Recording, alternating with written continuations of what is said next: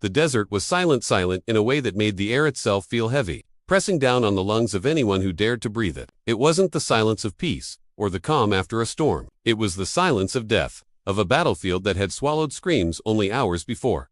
Lieutenant Sarah Morgan opened her eyes to the faint glow of fire. At first, she thought she was dreaming. The ground beneath her felt too solid, her head too heavy, her chest too tight. Then the smell hit her: smoke, burned metal, the stinging reek of gunpowder. She blinked, and the world came into focus. The Humvee she had been riding in was overturned 20 yards away, flames crawling up its side like greedy fingers. The air shimmered with heat. Shadows of broken gear littered the dirt. Her ears still rang with the aftershock of the blast. She coughed, tasting iron in her mouth, and dragged herself onto her elbows. Her left hand reached instinctively for her radio. The plastic shell was cracked in half, its wires dangling like torn veins. Dead. Her rifle lay nearby, its barrel bent, stock splintered, barely usable. And then it hit. Hershey was alone. The rest of her unit, gone. The patrol had been ambushed, swallowed whole by the chaos of the neutral zone. One moment, they had been moving in formation, dust rising behind their boots, and the next, an explosion, gunfire, screams. She remembered flashes of faces, the sound of men calling her name, then the crash that had thrown her into darkness. Now silence. Sarah tried to stand. Pain lanced through her shoulder, but she gritted her teeth and pushed up. Her medic satchel was still strapped to her side. By instinct, more than thought, she checked its contents. Gauze, bandages, field meds, tools of healing, not survival. Her pulse raced. Think, Sarah, think. She muttered under her breath. She was in the middle of the neutral zone, land claimed by no country, land owned by violence. No friendlies here, only patrols, raiders, and those who had nowhere else to go. For a moment, the fear almost won. Her throat tightened, her hands trembled, her mind screamed to hide, to curl up and vanish. But then voices, faint, broken, human.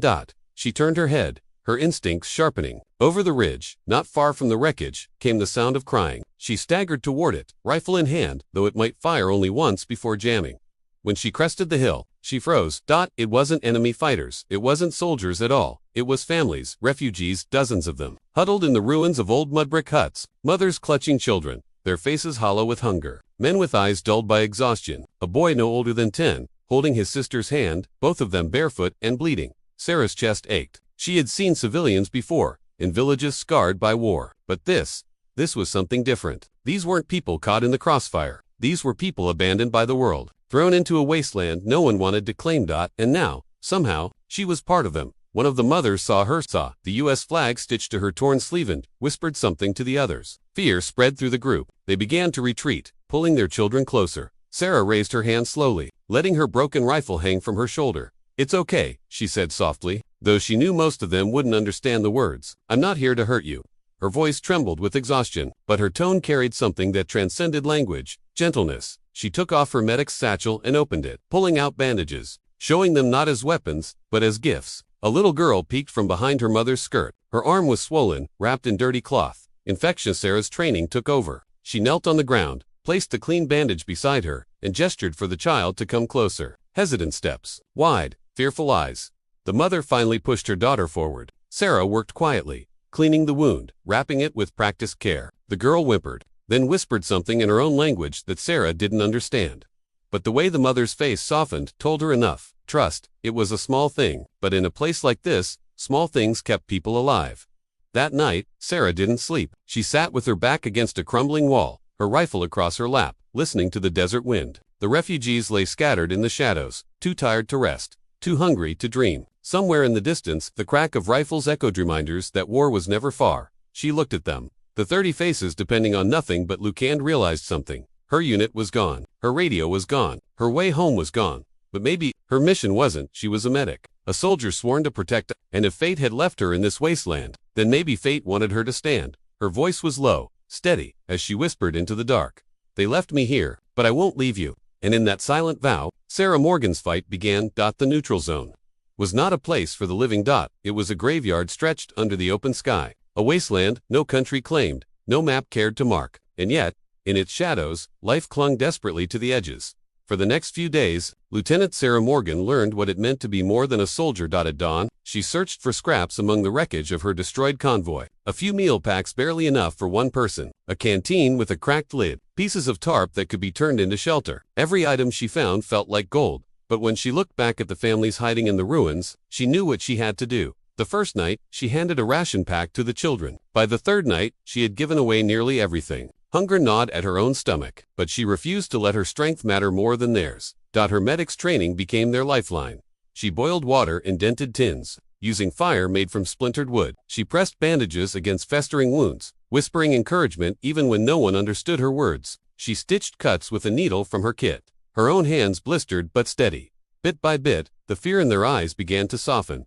One boy, maybe 12, started following her like a shadow. His name was Hamid at least. That's what his mother called him. His English was broken, but his determination was strong. He brought her stones for building fires, carried the lighter things from her satchel, and watched her every move as though he were memorizing survival itself. "Soldier," he asked one night, pointing to her torn uniform. Sarah shook her head. "Minek," he tilted his head. "Doctor," something like that. The boy smiled, and for the first time since the ambush, Sarah felt something stir in her chest, a reminder that hope wasn't completely dead.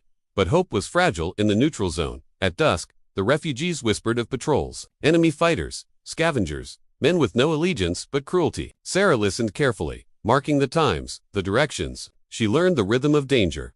When she found an abandoned coil of barbed wire, half buried in sand, she dragged it back to camp. Her shoulder screamed with pain, but she forced herself on. With Hamid's help, she strung it across narrow paths, shaping traps where patrols might stumble. Broken glass from destroyed bottles became alarms, scattered where a careless boot would crunch. It wasn't much, but it was something. The refugees watched her work with quiet awe. She wasn't just patching wounds anymore. She was building a fortress out of scraps, declaring to the desert itself, "You will not take them without a fight." On the fifth evening, the sky burned orange as the sun sank. Sarah sat against the wall of a collapsed hut, cleaning her rifle. It was damaged, its barrel crooked, its magazine nearly empty. She had only 7 rounds left, 7 chances to make a difference. She thought of her unit, faces she might never see again, friends who might already be buried beneath this same desert. A hollow ache pressed in her chest, but when she looked at the children curled together in the shadows, she knew grief had to wait. The mothers offered her pieces of dried bread, crumbs saved from God knew where. She wanted to refuse, wanted to give it back, but their eyes begged her to take it. To them, she wasn't just a soldier anymore. She was their wall, their shield.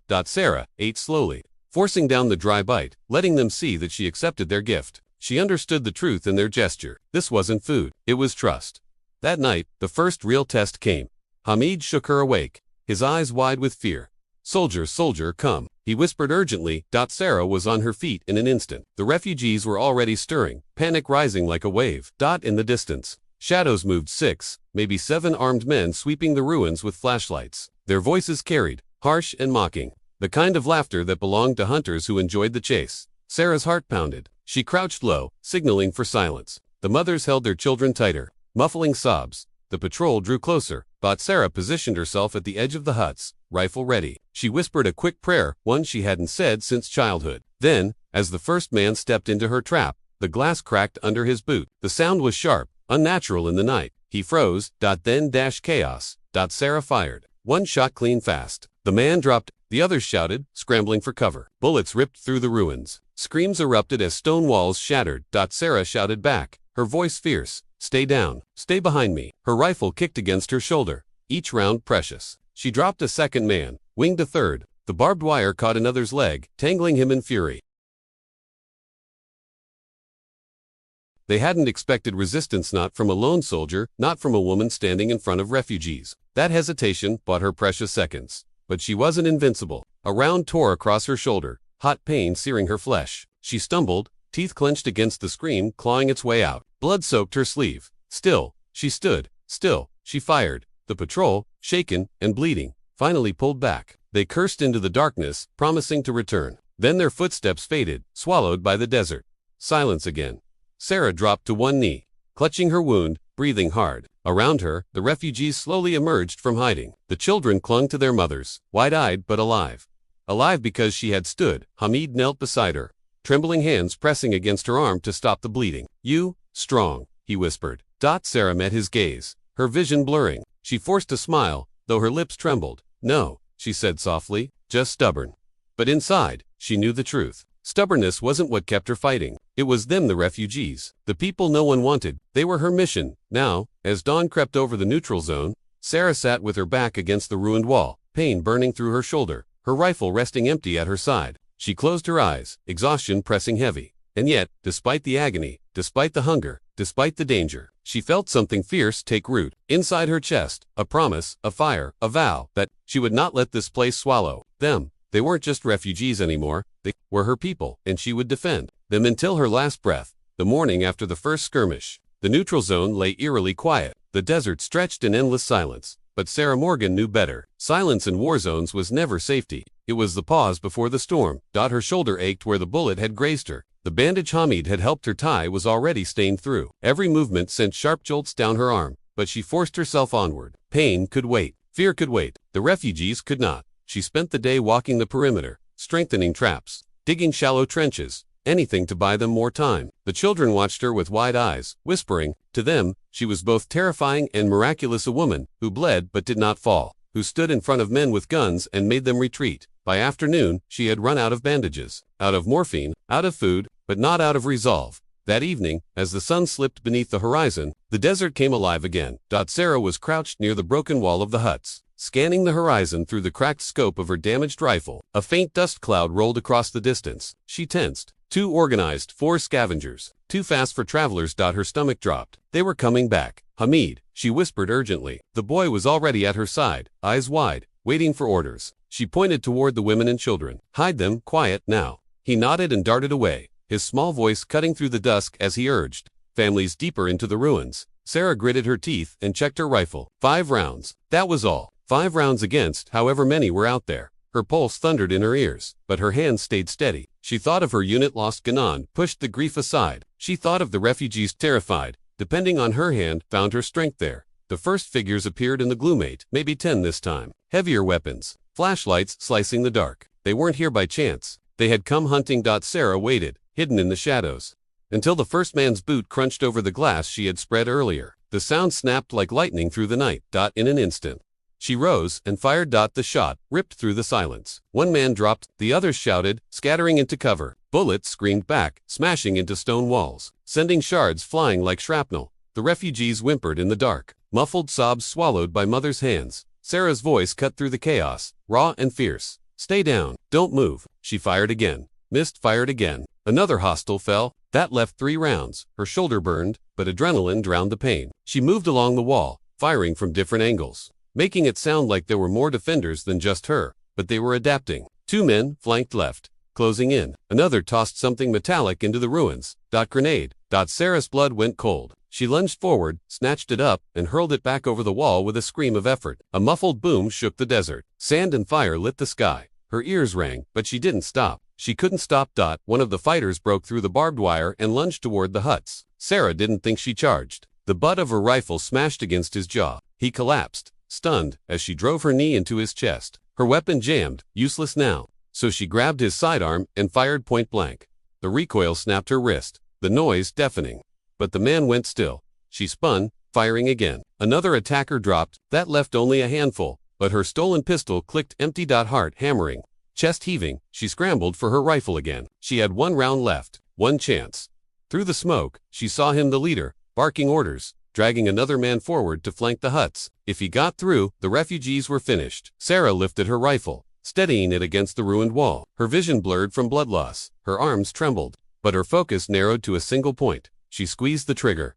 The shot rang out. The man fell. Silence followed, broken only by retreating footsteps. The survivors pulled back into the darkness, their curses fading with distance. The attack was over. Sarah staggered, her body finally giving way. She dropped to her knees, clutching her shoulder as warm blood seeped down her arm. Her breath came ragged, every inhale sharp as broken glass. But then small hands touched her. Hamid, his face streaked with dirt and tears, but his eyes fierce. "You win," he whispered. "You save us." She wanted to laugh, wanted to cry, but all she managed was a broken smile. "No," she rasped. "We saved us." The refugees began to emerge from the ruins, their faces pale but alive. Mothers hugged their children, fathers clasped their hands, all of them looking at her as though she were something more than human. But Sarah knew the truth. She wasn't invincible. She was exhausted, wounded, alone, and yet she had stood. For them, she would stand again. As dawn crept over the horizon, Sarah leaned against the crumbling wall, eyes half closed. She had bought them one more day, but she knew it was only the beginning. The neutral zone had seen her fight, and it would come for her again. The desert did not forgive. It did not pause for grief, nor did it care who bled upon its sands. By the 4th night after the ambush, Lieutenant Sarah Morgan was barely holding herself upright. Her shoulder wound throbbed with every heartbeat, fever simmering beneath her skin. Sleep was a luxury she no longer allowed herself. Each time she closed her eyes, she saw the firefight again, the muzzle flashes, the screams, the grenades sailing toward the refugees. Each time, she forced herself awake, gripping her rifle, even though its magazine lay empty. The refugees slept fitfully around her. Mothers curled protectively around their children, fathers standing silent guard, though their hands shook with exhaustion. They looked to her now not as a stranger, not as an intruder, but as their protector. But Sarah knew the truth. She was nearly out of strength. Miles away, under the same black sky, another group of soldiers moved silently through the desert. SEAL Recon Team Bravo 6 men, trained for the impossible. Shadows among shadows. Their mission had been simple: observe enemy movements near the neutral zone. Gather intelligence, avoid contact. But then, the radio chatter started. Intercepted transmissions, fragmented reports of resistance in a sector that should have been silent. One soldier against a dozen, a lone fighter holding off patrols. Commander Ethan Reeves, their leader, listened carefully as static hissed through his headset. Unconfirmed, one voice said, could be insurgents fighting each other. Another snorted, or could be a ghost story. Neutral zone doesn't have heroes. But Reeves wasn't convinced. He had been in too many deserts, seen too many miracles carved out of blood and willpower. Where chaos reigned, sometimes one person refused to break. And so, that night, the SEALs moved closer. Back at the ruined huts, Sarah fought to stay awake. Her fever blurred the edges of reality, but her instinct screamed that danger was near. Then she heard the faint crunch of movement, not the wild, careless stomp of raiders, but the precise rhythm of trained boots. Her breath caught. Her fingers tightened around her rifle. Shadows moved across the ridge. 6 of them, swift, silent, too coordinated to be scavengers. For a heartbeat, Sarah thought it was another enemy unit, and her chest tightened with despair. She didn't have bullets, didn't have strength. If they attacked, it would all be over. But then she saw the glint night vision goggles. Suppressed rifles. Formation. Not raiders. Not mercenaries. Soldiers. American soldiers. The SEAL team slid into the camp with ghost-like precision. Weapons raised, scanning every angle. Reeves was at the front, his voice low but steady. Identify yourself, he commanded, though he already knew what he was seeing. Sarah pushed herself to her feet, swaying from weakness. The flag on her torn sleeve caught the moonlight. She tried to salute, but her injured arm refused to lift. Lieutenant Sarah Morgan, she rasped. Her voice cracked from thirst and exhaustion. Medical corps. Survivors in my care. Do not leave them. The SEALs froze. Their mission had been to confirm resistance, not extract refugees. But the sight before them told a different story. A lone medic, bleeding and battered, standing in front of 30 civilians with nothing but a ruined rifle. Reeves lowered his weapon slowly. He had seen courage before. He had seen madness too. But this was something else. You've been here alone? Sarah shook her head weakly. Not alone. With them, she gestured to the refugees huddled in the shadows. They needed someone, so I stayed. Her knees buckled. One of the SEALs darted forward, catching her before she hit the ground. But even as her vision dimmed, Sarah's voice cut through the night, fierce and unyielding. I don't leave without them. Understand? I don't leave without them. Reeves exchanged a look with his men. Their orders were clear. Stay unseen, stay small. But war had never followed orders, and neither did humanity. He gave the smallest nod. Then we moved together. The SEALs began to organize quickly. 2 scouted the perimeter, setting silent markers for extraction. Another shared water and rations with the refugees, calming their fear with gestures and broken words. The children, hesitant at first, slowly reached for the strangers who carried food and protection. Hamid clung to Sarah's hand, his eyes full of both fear and awe. Soldiers, he whispered. Sarah managed a faint smile. Good ones. This time, but the neutral zone did not give up its prey easily. The SEALs had barely begun to prepare when the distant crack of gunfire echoed across the desert. Reeves cursed under his breath. The earlier attackers hadn't given up, they had regrouped, and now, they were coming back in force. Dozens this time. The seat L's shifted instantly into formation. Weapons ready. Reeves looked at Sarah, who sat propped against the wall, pale but defiant. You can't fight like this, he told her firmly. Her lips trembled, but her eyes burned. Try and stop me. Reeves almost argued, but then he saw it. The same fire that had kept her alive for days. The same fire that had shielded 30 refugees with nothing but willpower. He gave her a curt nod. Fine, but stay behind cover. We'll take point. The SEAL team faded into the darkness, rifles raised, sights glowing green through night. The refugees crouched low, clutching one another. Sarah steadied her breathing. Her trembling hand wrapped around the sidearm a SEAL had pressed into her palm. For the first time since her ambush, she wasn't alone anymore. But the battle of the neutral zone was only just beginning.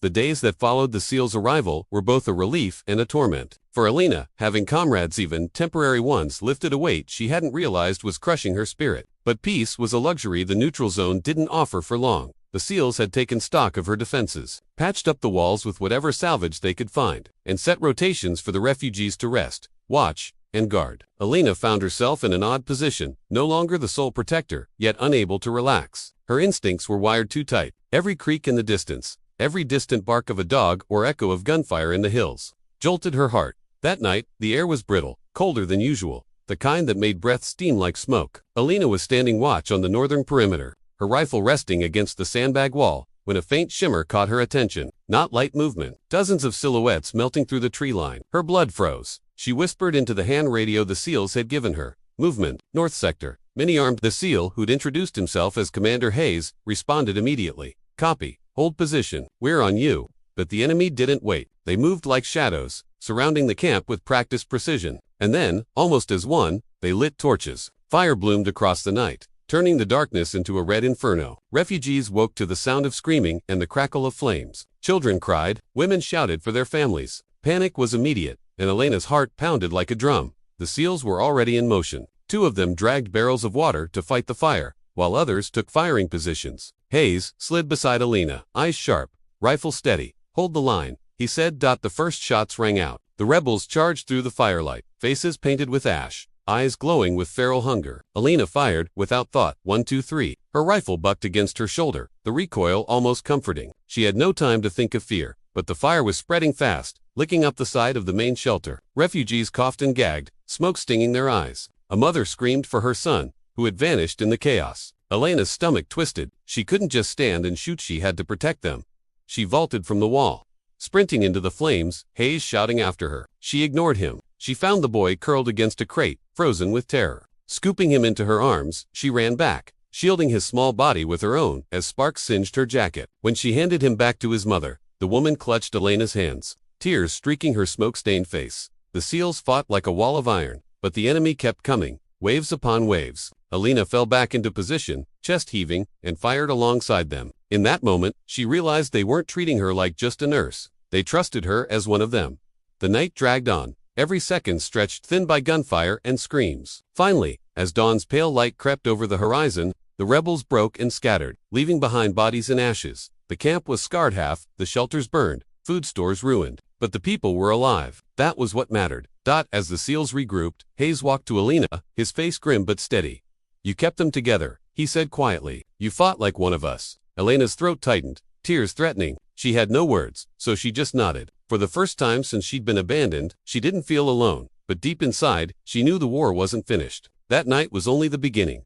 The morning after the fire felt unreal. Smoke still curled into the sky, black plumes that marked their position for anyone watching. The refugees huddled in silence, their faces gray with exhaustion and fear. Children clung to their mothers. Men stared at the ground, as if waiting for the world to collapse entirely. Alina sat against a scorched wall, her rifle laid across her knees. Her uniform was streaked with soot, her skin blistered where sparks had kissed her arms. But she was alive, and so were most of the refugees. That was what mattered. The SEALs moved like a machine checking ammo, treating the wounded, scouting the perimeter. Alina watched them with a strange mix of admiration and longing. They weren't broken the way she felt broken. They carried their scars with discipline, with purpose. When Commander Hayes approached her, she half expected him to scold her for running into the fire, for nearly getting herself killed. Instead, he crouched in front of her, voice low. You saved that boy, he said. That was no small thing. You remind me of someone. I once knew, a combat medic who never saw herself as a soldier, but ended up saving more lives than half my unit combined. Alina looked away, heat rising in her chest.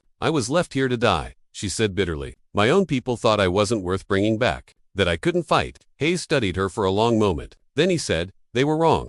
Later that day, the SEALs set up a temporary command post in the least damaged shelter. A satellite link crackled to life, connecting them to General Rourke, their superior back at headquarters. Alina stood just outside the circle, half listening as Hayes gave his report. Then the general's voice barked through the static. Who is this nurse you keep mentioning? The one holding the camp together? Hayes hesitated. Not just a nurse, sir. She fought beside us. If not for her, these civilians would have scattered into the fire.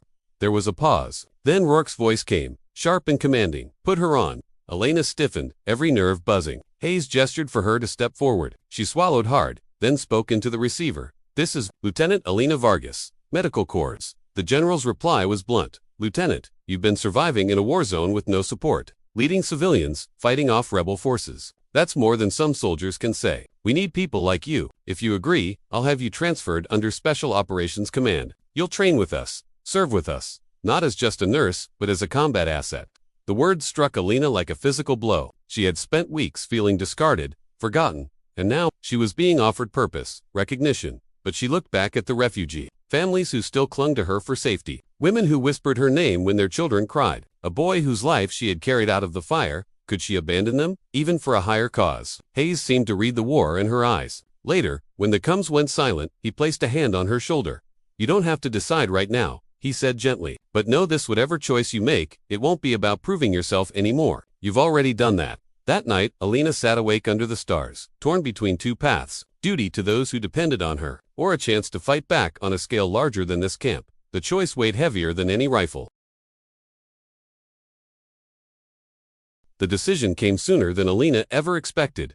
3 days after the fire, the SEALs organized a convoy to relocate the refugees. The camp was too exposed, its defenses shredded. Hayes had secured coordinates for a safer zone south of the valley, temporary shelter where aid teams could meet them. Trucks were scavenged, engines barely running, patched with stolen fuel and spare parts. It wasn't much, but it was all they had. Alina worked tirelessly before departure, bandaging wounds, rationing food, calming frightened children. Yet her heart was split in two. The general's offer hung in her mind like a shadow. She tried to push it down, focusing on the people who looked to her as their anchor. The convoy rolled out at dawn. The SEALs led with tactical vehicles, eyes sharp on every ridge. Refugees rode in the trucks, silent and tense, their belongings clutched close. Alina rode in the rear truck with the women and children, rifle across her lap. At first, the road was quiet, too quiet. The silence felt unnatural, like the world was holding its breath. Alina noticed it before anyone else. The birdsong had stopped. The trees seemed to lean inward, watching. And then the explosion came.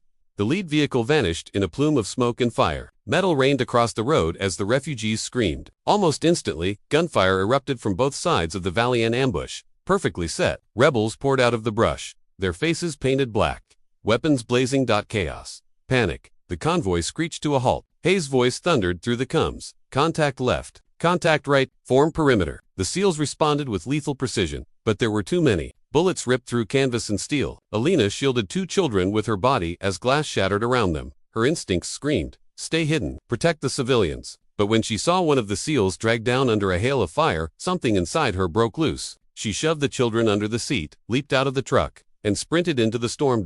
Her rifle cracked, steady, deliberate. She moved from cover to cover, pulling a wounded refugee to safety, then dropping to rebels who tried to flank the convoy. Smoke burned her lungs, but she didn't stop. She fought as though the entire valley depended on her because, in that moment, it did. Hayes caught sight of her, his jaw tightening. He barked into the Combs. Vargas on the line, cover her. For the first time, the SEALs moved with her as if she was one of their own. They trusted her aim, her courage, her judgment. And together, they began to push the enemy back. But the battle wasn't without cost. When the shooting finally ceased, 3 refugees lay dead. 2 SEALs were wounded. Smoke curled from the ruin-led vehicle, and the road was littered with bodies. Alina sank to her knees, exhaustion crushing her. Blood stained her hands, not all of it hers. The boy she had saved from the fire clung to her leg, sobbing. Later, as the convoy limped onward, Hayes sat beside her on the bumper of a battered truck. His voice was quiet, but firm. You can't keep both feet in 2 worlds, Vargas. You saw it. Today you're more than a medic. You're a soldier. You're one of us.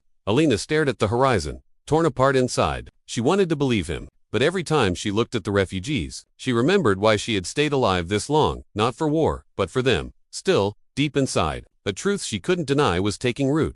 The war would never let her go. The convoy reached the new safe zone by nightfall, a cluster of half-collapsed farmhouses tucked between rocky hills. It was safer than the old camp, but safety was relative in the neutral zone. Smoke from the ambush still clung to Elena's hair, and the cries of the dying replayed in her ears with every blink. That night, the refugees huddled around small fires, too tired even to speak. The children had cried themselves to sleep, and the adults wore the hollow eyes of people who had lost too much in too little time. Alina couldn't rest. She wandered to the edge of the encampment, rifle slung over her shoulder, staring at the stars. The same stars she had stared at weeks ago when she thought she was alone in the world. Only now, she wasn't alone yet. She had never felt more burdened. The images came unbidden. The boy screaming in the truck, the SEAL dragged down in a hail of fire, the mother clutching her lifeless daughter at the ambush site. Elena's hands shook as if the blood was still on them. Hayes found her there, silhouetted against the firelight. He didn't speak at first, just sat beside her on the cold ground. After a long silence, he said, "First time I lost a civilian under my watch. I thought it was the end of me. I couldn't eat, couldn't sleep. I kept asking myself what could I have done differently. But the truth is, in war, you never save everyone. Doesn't matter how good you are." Elena's voice cracked. "Then what's the point? If no matter what I do, someone dies, what difference does it make?" Hayes turned, his eyes steady. "The difference is this. When you fight, some live who would have died. That mother whose son you carried out of the fire, he's alive because of you. Those kids you shielded in the truck, they're alive. That's the point. It's not about saving everyone, it's about saving someone." His words cut deep, but they didn't quiet the storm inside her. Later, alone in the farmhouse, she shared with the women and children. Elena dreamed. The dream wasn't of the neutral zone, it was of the night she was abandoned. The transport, lifting off, the look of indifference on her commanding officer's face as the dust swallowed her. She woke, gasping, nails digging into her palms until they bled. She slipped outside into the cold night, where the moon hung like a silver wound in the sky. For the first time, she whispered the truth she had kept buried. "They left me because they didn't think I mattered. Because I was only a nurse." Her voice cracked. Tears blurred her vision. "But I matter. I do." It was both confession and vow. When dawn broke, Elena rose with it. She washed her face in the cold stream and stood straighter than she had in weeks. The grief didn't vanish, but she carried it like a weapon now. Not a wound. She wasn't healed, but she was becoming something else. And the neutral zone would soon test exactly what. The calm didn't last. It never did in the neutral zone. 3 nights after they reached the farmhouse shelter, the scouts brought grim news. Rebel forces were massing to the east. More men, more weapons, more firepower than Elena or the SEALs had ever faced. The ambush had only been a taste. This was the full assault. The refugees felt it before anyone spoke it aloud. Fear crackled in the air like static. Mothers clutched their children tighter. Men whispered about running into the mountains, even if it meant dying of cold or hunger. Elena stood among them, feeling their panic spread like wildfire. And for the first time, she didn't look to Hayes to take control. She stepped forward, her voice cutting through the murmurs. "Listen to me. We survived the fire. We survived the ambush. We will survive this too. Not because we're stronger than them, but because we have each other." Dozens of eyes fixed on her, some wide with fear, others lit with the faint spark of hope. Elena swallowed hard, forcing her voice steady. "They left me here to die, but I'm still standing, and so are you. Tonight, we stand together." The SEALs exchanged glances, surprised. Hayes gave the faintest nod, a silent acknowledgement that she had taken command not just of the refugees, but of the spirit of the camp. That night, preparations began. The SEALs set up defensive perimeters, stringing what little wire they had, planting mines, barricading windows with broken planks. Refugees worked alongside them, handing ammunition, carrying water, digging trenches with shovels and bare hands. Even the children helped, passing stones to fill the gaps in the wall. Elena moved among them, stitching wounds, bandaging hands rubbed raw, whispering courage where fear threatened to take hold. When one of the older men broke down, saying, "We can't fight soldiers. We're nothing," Elena gripped his shoulders and answered, "You're not nothing. You're a father, a protector, and they're not just soldiers, they're murderers. That's the difference." By dusk, the air was thick with anticipation. The hills glowed with enemy fires, dozens, maybe hundreds. The refugees watched, trembling, as the dark army gathered beyond the valley. Hayes came to Elena as she checked her rifle. "They'll come at dawn," he said, "and when they do, it's going to be hell. You sure you're ready?" Elena met his gaze, her own eyes steady. "I was ready the moment they left me behind. I just didn't know it yet." The siege began before sunrise. Mortar fire shattered the stillness, raining down on the farmhouse. Walls collapsed, fire roared, screams pierced the smoke. Then came the rush of boots, rebels charging in waves, shouting war cries. The SEALs opened fire, precise and ruthless. Elena was beside them, her rifle a steady rhythm of defiance. Refugees hurled stones, swung axes, fought with everything they had. The battle was chaos. Smoke choked the air, blood slicked the floors, fire turned night to day. Twice, Elena was knocked to the ground. Twice, she rose again. At one point, she found herself standing in the doorway of the farmhouse, defending a cluster of children with nothing but 3 bullets left in her magazine. She fired all 3 on when the last rebel fell. Silence crashed down around her like a wave. The battlefield smelled of smoke and iron. Dawn painted the valley gold. But the light fell across ruins, broken walls, burned earth, and bodies that would never rise again. For a moment, silence reigned. The refugees, stunned and weary, looked at one another in disbelief. They had survived. Elena stood in the middle of it all, her rifle dangling at her side, her hands shaking not from fear but from exhaustion. Her body was battered, her uniform torn, but she was alive, and more importantly, so were most of the people she had sworn to protect. Then, in the distance, the low rumble of engines cut through the quiet. At first, panic flickered across the refugees' faces, more rebels. But Hayes raised his hand, eyes narrowing. Then, slowly, a smile spread across his face. "It's ours," he said. From over the ridge, armored vehicles rolled into sight, marked with the insignia of Allied forces. Helicopters circled overhead, their blades chopping the air. For the first time since her abandonment, Alina saw the flag she had once served under flying high and proud. Relief swept through the camp. Refugees cheered, cried, and fell to their knees in gratitude. Medics poured out of the vehicles, rushing to treat the wounded. Soldiers secured the perimeter, their presence like a shield after endless nights of terror. But for Elena, the sight wasn't relief alone. It was something sharper. Bitterness, rage. The same uniform that had left her to die was now here to save her. She clenched her fists, torn between the instinct to collapse into their arms and the memory of the dust cloud that swallowed her transport weeks ago. General Rourke himself stepped out of the lead vehicle.